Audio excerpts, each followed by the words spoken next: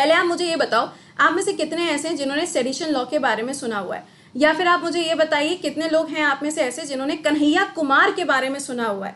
Patna, answer करके जरा बताना। सुनिए, यहाँ पे कंट्रोवर्सी क्रिएट हो चुकी है। अगर आपने कल पेपर पढ़ा हो तो पेपर के अंदर घुमा फिरा के एक ही न्यूज आपको बिल्कुल टॉप के ऊपर नजर आ रही होगी कि सुप्रीम कोर्ट ने सरकार से सवाल खड़ा कर दिया है कि हमारे देश के अंदर ये जो सेडिशन लॉ है, सेडिशन लॉ अब इंडिपेंडेंस के बाद में हमारे देश के अंदर क्यों चल रहा है। तो आइए जरा बताते हैं कि इस लॉ के अंदर क्या क्या बातें लिखी हुई हैं। देखो, पहला स्टेटमेंट लिखा हुआ है कि जो सेडिशन लॉ होता है, इस कानून का इस्तेमाल किया जाता है किस चीज के लिए? लोगों के लिए। अगर मान लो कि कोई भी ऐसा पर्सन है जो भी किसी भी तरीके की कोई भी गलत इंफॉर्मेशन, या मान लो कि हमारे देश के विरोध में कुछ बोल रहा है, या मान लो सरकार के विरोध में कुछ बोल रहा है, तो उसको पनिशमेंट दिया जाता है। बिल्कुल सही बात है। दूसरा लिखा हुआ है कि ये जो सेडिशन लॉ है इसको इलीगल डिक्लेयर कर दिया गया था 1870 में। बिल्कुल सही लिखा हुआ है। तो इसका करेक्ट आंसर क्या होगा? Both the statement are correct. अब हम समझते हैं सेडिशन लॉ है क्या। देखो, सवाल यहाँ पे खड़ा क्यों हुआ, पहले तो हम वो जानते हैं। सुप्रीम कोर्ट के अंदर एक बेंच बनाई गई और इस बेंच को हेड कौन कर रहे थे? हमारे देश के जो सीजीआई हैं, यानी कि एन.वी. रमन। इन्होंने ये बोला कि हमारा देश जो है वो इंडिपेंडेंट हो चुका है, 75 ईयर्स 2022 में पूरे होने जा रहे हैं, तो हमारे देश के अंदर ये जो सेडिशन लॉ है ये काम क्यों कर रहा है?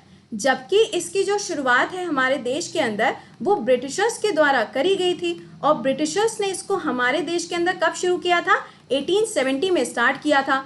और आज के प्रेजेंट टाइम में ब्रिटिशर्स खुद से इस चीज को अपने देश के अंदर तो खत्म कर चुके हैं, लेकिन हमारे देश के अंदर अभी तक ये खत्म नहीं हुआ।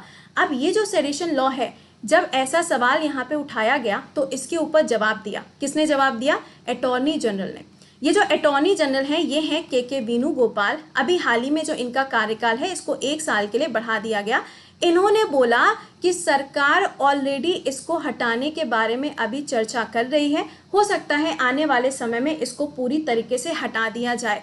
अगर मैं आपसे ये कहूँ सॉलिसिटर जनरल कौन है, तो सॉलिसिटर जनरल कौन हो जाएंगे हमारे देश के? तुषार मेहता। कौन है?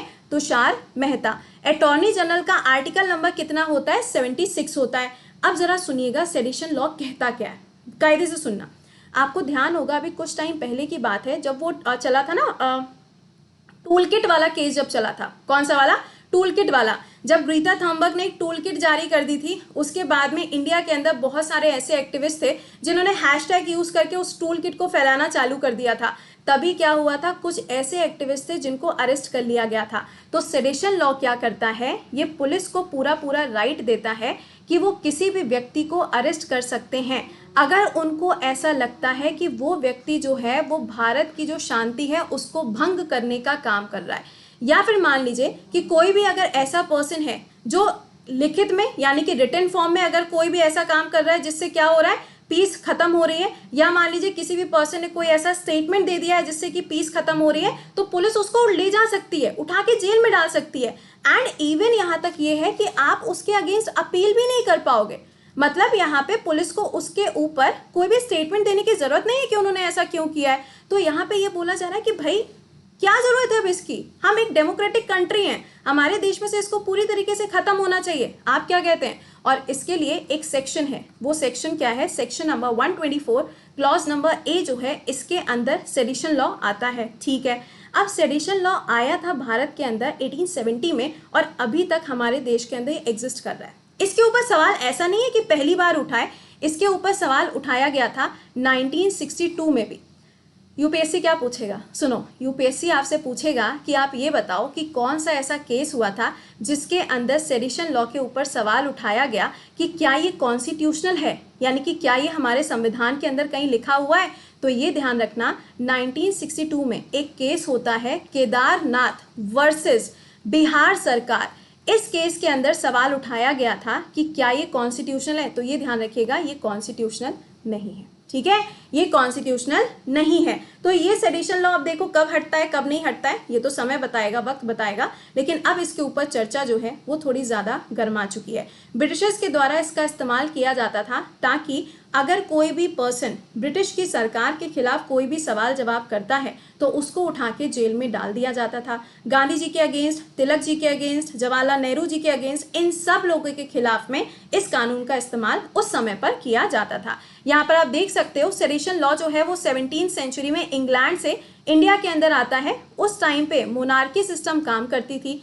इस कानून का इस्तेमाल जो है वो किया जाता है सेक्शन नंबर 124 क्लॉज ए के अंदर आईपीसी में, और भारत के अंदर कब आया? 1870 में आया। ये आपके एडिटोरियल की एनालिसिस का पार्ट है, समझ गए? ये एडिटोरियल की एनालिसिस का पार्ट है। अफ्स्पा लॉ बेटा अलग है, ठीक है ना?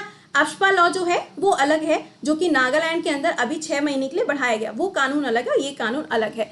इस सेडिशन लॉ के अंदर तिलक जी को जेल में डाला गया था 1897 में।